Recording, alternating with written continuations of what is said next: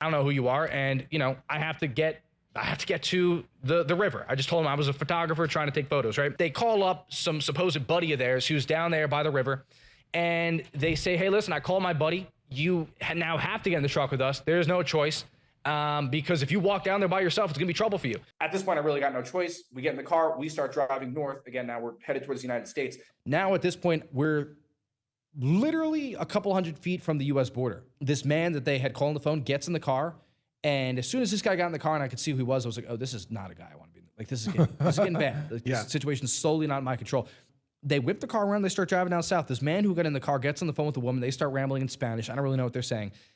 Puts me on the phone with her, and the lady says, listen, I don't know like what you're doing, but you're supposed to pay $500 to cross in this area. I didn't say I was trying to cross, they just inferred that. And she says, it should matter, like bluntly. She wasn't like trying to tell me I was gonna be a kid, just bluntly. She's like, you're in the hands of the cartel.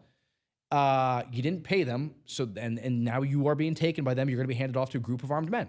As we're driving inland, something interesting happens. I'm actually filming them secretly on my phone. Had they caught me doing that, I could have been killed. We drive about 10 minutes inland, we unpack our bags, and they see our camera gear and they see the drone and they start flipping out. Oh, yeah. They start bugging. They're like, what is going on here?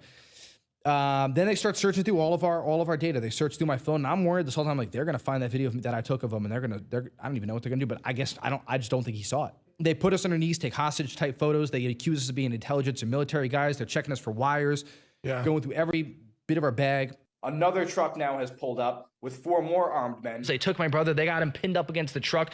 And, I'm thinking, if these people think that we're somehow intelligence guys or, military, I mean, we could have a bullet put on our head straight up. And at one point, one of these men points to my drone and holds a pistol to his head. I'm taking this as a death threat. They end up tying up our hands.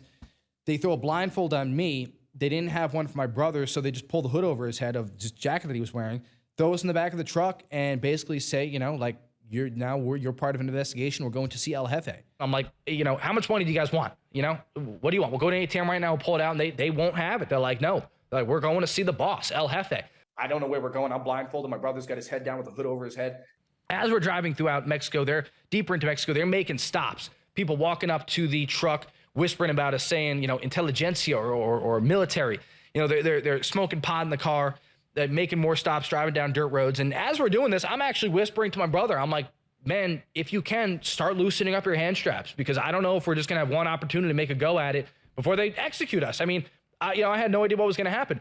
And then eventually, after driving down all these dirt roads, the doors open up and the blindfold comes off, and they tell us to get out of the car. We're in the middle of an abandoned field.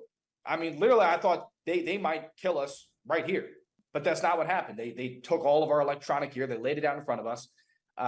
They pull out a crowbar. They smash all of our gear to little bits and pieces. I mean, they were literally bits and pieces on the ground, and they smashed the bits and pieces. And then that was it.